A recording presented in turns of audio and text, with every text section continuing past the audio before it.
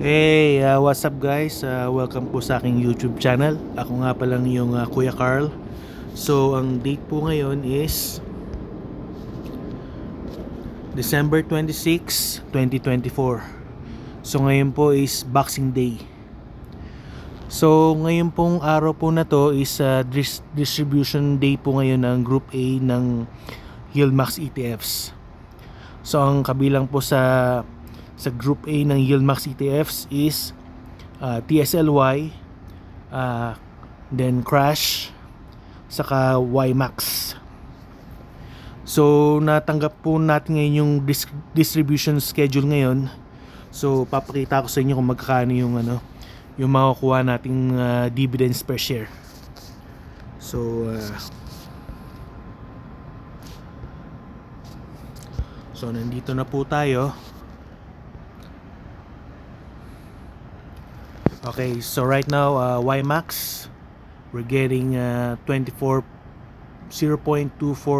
cents. YMAG 0.1742. TSLY, meron tayong TSLY 1.2860. Crash 0.3708. GUI 0.6332. YBIT 0.7088. OARC 0.3292. SOMO 0.2408. SNOY 0.5675. and TSMY 0.8065. So sa next week siguro may include na rin nilang FIT as saka yung FIVI. Yan. Pero ngayon dahil bago pa, so wala pa silang distribution ngayon. So ito lang muna yung distribution per share for today. Tapos i-check out natin yung aking Wealthsimple account.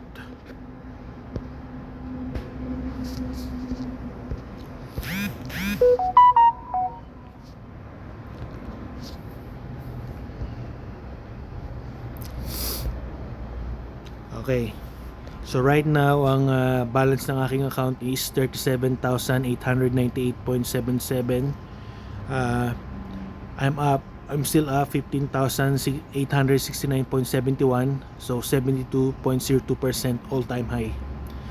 So yung nakaraan kong video nasa 38,000 something yung aking account. So bumaba siya ngayon 37,898. So ganun talagang stock market, nag-up and down siya, nagpa-fluctuate siya.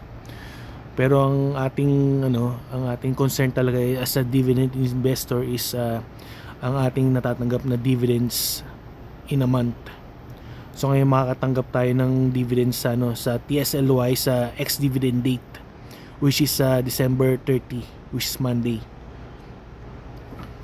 So reviewin muna natin yung ating shares. So right now dahil nasa vacation ako sa Vegas, so naglipat ako ng pera sa dividend, nakinita ako sa dividend. So naglipat ako ng pera sa cash account worth $900. Yan, ito yung mga ginagamit kong panggastos sa mga Uber, ganyan, mga kain sa restaurant or something ganyan. So at least pag may nakukuha kang dividends, napapakinabangan mo kung saan mo gusto. Hindi lang laging i-reinvest mo yung dividends mo. Kung saan mo pwedeng kung saan mo gustong enjoy yung tatanggap na dividends, nasa is up to you. So tingnan natin yung aking TFSA account. So right now it's TFSA is 16,224.10. I'm up $955.03, which is 6.25%.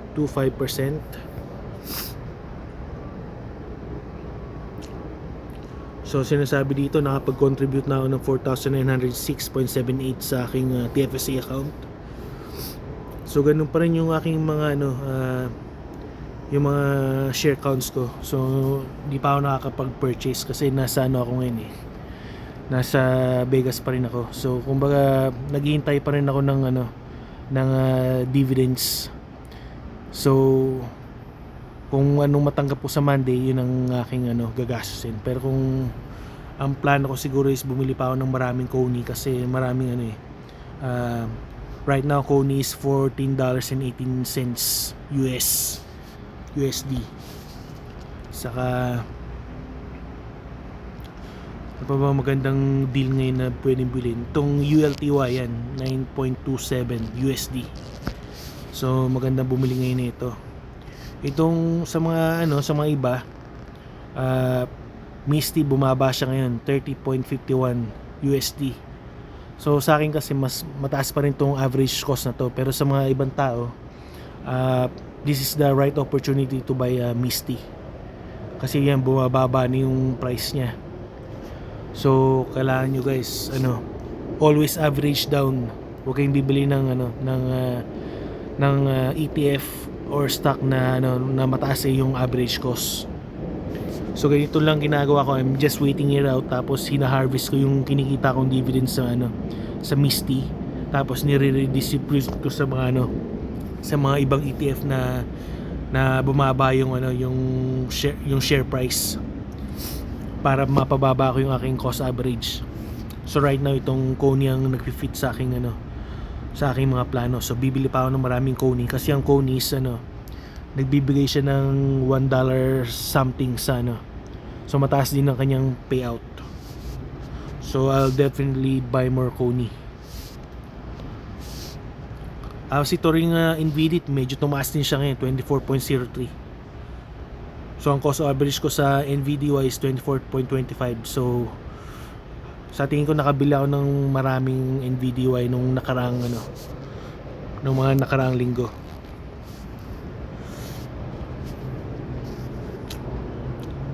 Yan, tapos FHSA, yan ganyan pa rin, 992.85. So ganun pa rin yung aking tapos nagdagdag ako bumili ako ng Misty, 2 shares at 64.96. Siguro bibili pa ako ng maraming Misty, kasi ito yung maraming magbigay ng dividends. Tapos RSP ko, yan, RSP ganun pa rin, meron pa ako natitirang 744.67 sa aking RSP account. So kung gusto kong bumili ng ETF siguro, dito ako kukuha. Then crypto account, tingnan natin kung magkano yung Bitcoin.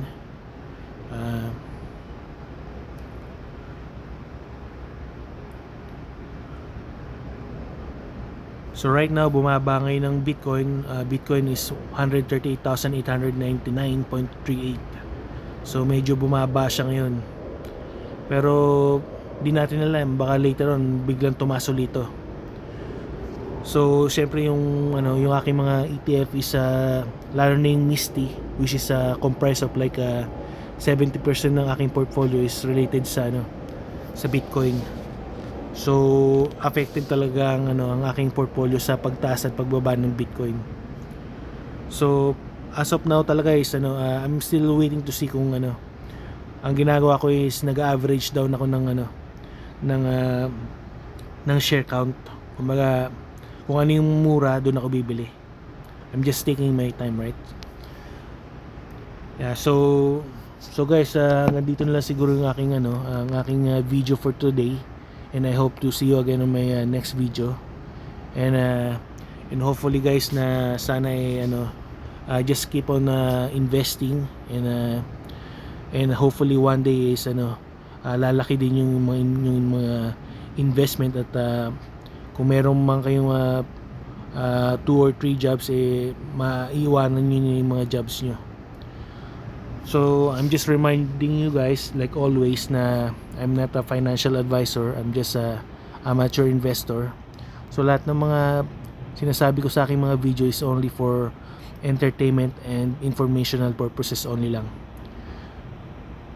So kayo guys ang bahala sa inyong mga investment. Kumbaga hindi ako responsible sa inyong mga investment. So kailangan you guys need to do your own research. Always research carefully sa lahat ng pag-invest nyo sa stocks and in cryptocurrency, kasi merong risk din yan. So kung hindi kayo nag-aaral at nagre-research, ay matutrouble kayo. Pero kung magre-research kayo at pag-aralan nyo yung mga investment nyo, ay magiging okay ang inyong mga investment. So hanggang dito na lang guys yung aking video, and I hope to see you guys on my next video, and take care everyone, and have a good day, and peace out. Bye.